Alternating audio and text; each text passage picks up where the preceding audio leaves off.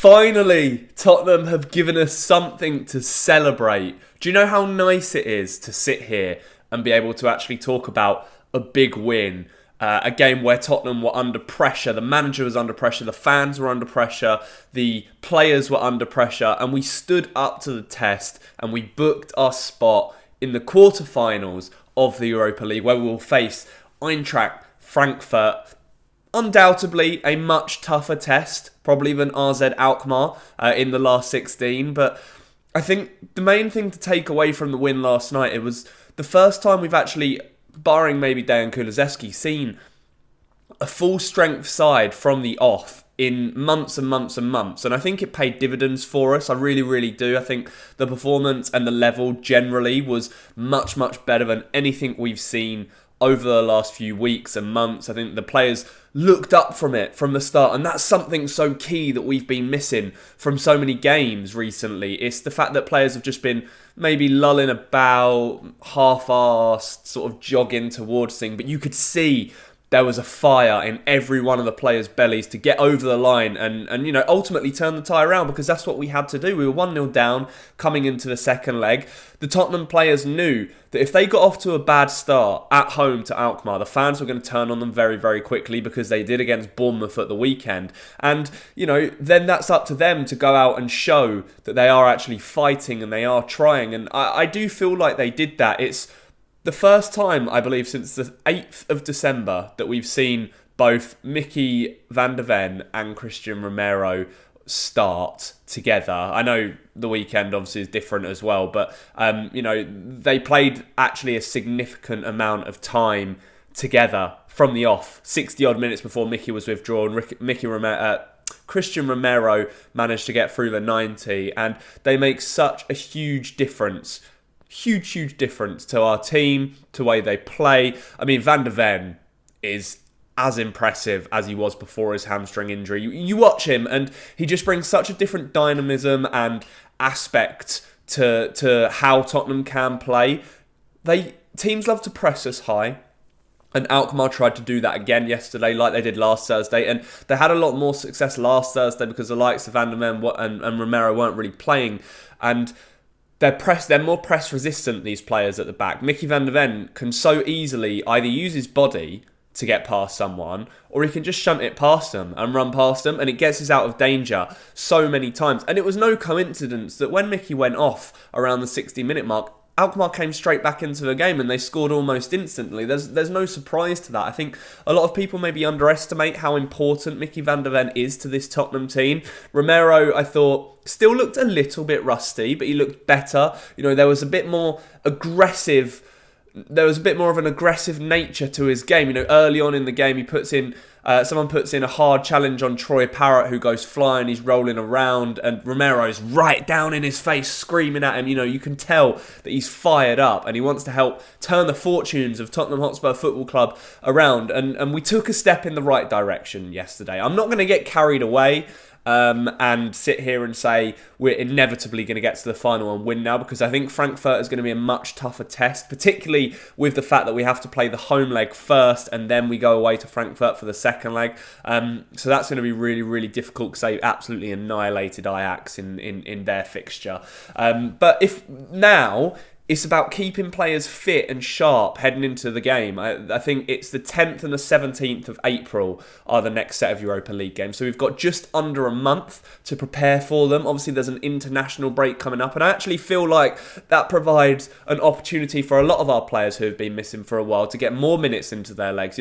I know a lot of people have their qualms with Romero and his Argentina duties, but it'll be nice for him to go away and continue to build his match fitness and sharpness, because I do think he is still lacking that a little bit, and as well as a few others as well. But it also gives a chance for Dejan Kulusevski to have a rest for a couple of weeks. I want to talk more about the game last night, because there was a really, really nice passage of play for Odegaard's second goal that I thought was just magnificent. Tottenham's third to go on and win the game. So let's paint the picture. Let's set the scene. We've just conceded. It's now 2-1 on the night, 2-2 on aggregate. Tottenham have to score again, or we're heading to extra time. and we put through like amazing passage of play, the best passage of play that I've seen Tottenham have in months, and it's no coincidence that it happens when we have our players fit. Starts all the way from the back, and you're passing it through them, passing it around. They're pressing us high, AZ Alkmaar, and James Maddison has a brilliant drop of the shoulder, and he turns into a load of space in midfield, carries it forward, sets Sonny away down the left-hand side. Jed Spence knows to get beyond him, to overlap him. Son plays the ball at the perfect time. Jed Spence plays across him with his weak foot. Solanke gets that tiny little flick behind his back, and then Odegaard is there to score his second of the night. And Odegaard, by the way, I tweeted yesterday, and it got quite a lot of attention, my starting 11 that I would have preferred for that AZ Alkmaar game. And it had Odegaard in it. The front three was Son, Solanke, Odegaard. And there was a guy who replied to it underneath with Odegaard in quote marks and laughing faces. And I hope he's feeling silly this morning. I really, really do, because I thought Odegaard was excellent. And I've said for weeks now, the thing that he's been missing for me is that he hasn't really had the end product. So he hasn't been providing as many assists or scoring as many goals. So for him to grab a brace last night, 2 important goals as well, by the way. The opening one to get us back into the game. And then the second one, his brace, his second goal, the third goal of the night, was to win the tie for us. I think just, really testament to him, because he obviously was out for 5 months with injury. He's come back and he looks sharp. He looks one of our most dangerous players. And Ange was praising him after the game as well, talking about the fact that people are starting to see what he's really about, the best of him. So hopefully there's a lot more to come from him.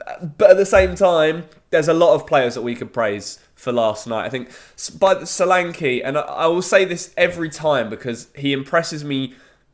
So he may not bag 30 goals in a season for Tottenham, but the work he does off and on the ball is so crucial to helping Spurs be a success. The running he does, it goes unnoticed, but he runs like a madman and he wins the ball, he presses, he puts the opposition under pressure, and it's just fantastic. He holds the ball up really, really well. He brings others into play. He can turn on the ball and run and pick the right pass, and we've missed that so much over the last month or so with him being out. So credit to him.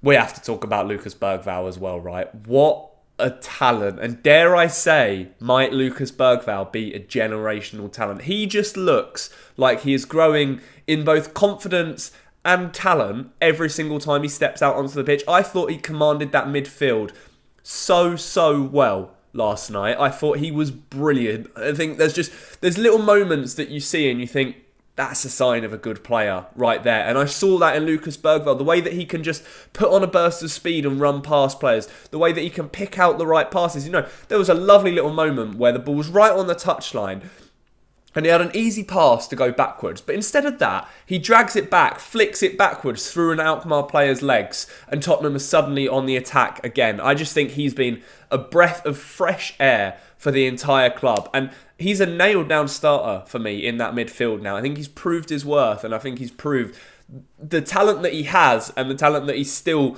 could unlock in a Tottenham shirt. And that's only going to come with more minutes on the pitch. So delighted for him. I think Vicario showed real great leadership from the back once again.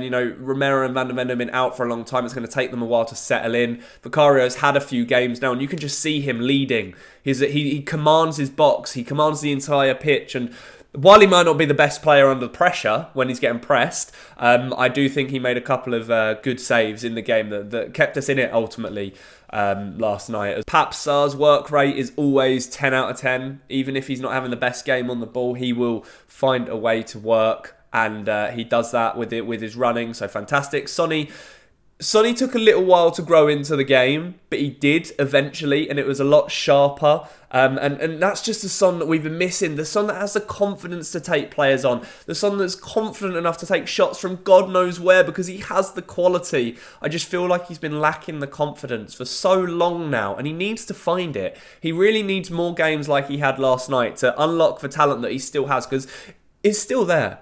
I know it's still there, and he's just not been very consistent at all this season. So hopefully yesterday night is a confidence booster for him. And fingers crossed that he can help lead us to Bilbao. That's where we all want to be. Ultimately, that's what it was. We did what we needed to do. Ange was under pressure. He could have faced a sack if we'd have lost and gone out, but he did it. You know, he seemed really, really happy in his post-match press conference. We're through to the quarter-finals of the Europa League. The last 8. Only 8 teams left now, 4 games away from a final. I know we can do it.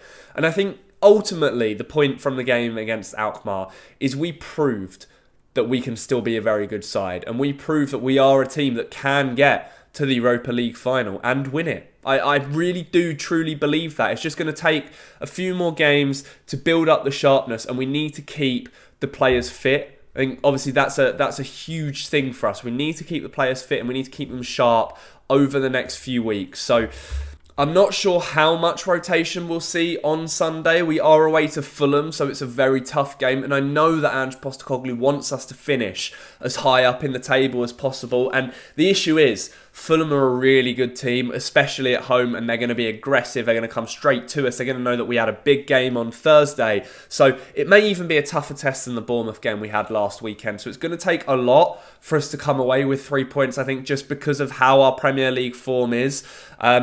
But with the international break straight afterwards, I do hope that Ange goes strong, or at least gives those players a chance to start. And then if he has to take them off early, then do so. So I am hoping to see Vicario. I think Udogie will come back in this weekend. I think we will see Van der Ven, Romero and Pedro Porro at right back. I think Jed Spence might get a little bit of a rest this weekend. Bergvall, for me, non-negotiable starter once again. I would love to see Archie Gray in that 6, but I just don't think we're going to see it this season, unfortunately. So it could well be Pat Matassar in that midfield again. It could be Yves Bissouma, but I don't think Ange trusts him really now. I don't think he's put in the level of performance that is needed for him to really be an impactful player in this team. James Maddison, he needs to play. I know we put a lot into the game on Thursday, but we need him as that chief creator. He proved why he can be such an asset for Tottenham Hotspur Football Club. And again, Son, Solanke, Odegaard would be my chosen front three. Maybe we will see Matthias Tell come into the fold. Maybe we will see Brennan Johnson come into the fold. It's really, really hard to predict. But yeah, I am recording this before Ange Postecoglou's press conference, so he may give some updates onto whether any players are returning from injury, whether any have taken a knock from Thursday night's game. We will see. But one thing I will say heading into this Fulham game is that we will take confidence and we will have momentum on our side after putting in a good performance on Thursday night. So let's hope that we can turn things around in the Premier League as well and try and get on an upwards trajectory and carry that momentum through into the international break. And when we come back, biggest games of the season again. We're going to keep saying it until we can't say it anymore. Quarterfinals of the Europa League. Here we come. The path, the road to Bilbao is still on. I want to get out there. I want to book my plane ticket. So, 4 more games before we're able to do that. And yeah, thank you so much for watching. I hope you guys enjoyed the video. And those of you that went last night enjoyed the game. Let me know your thoughts on it down below. Who impressed you? Who still needs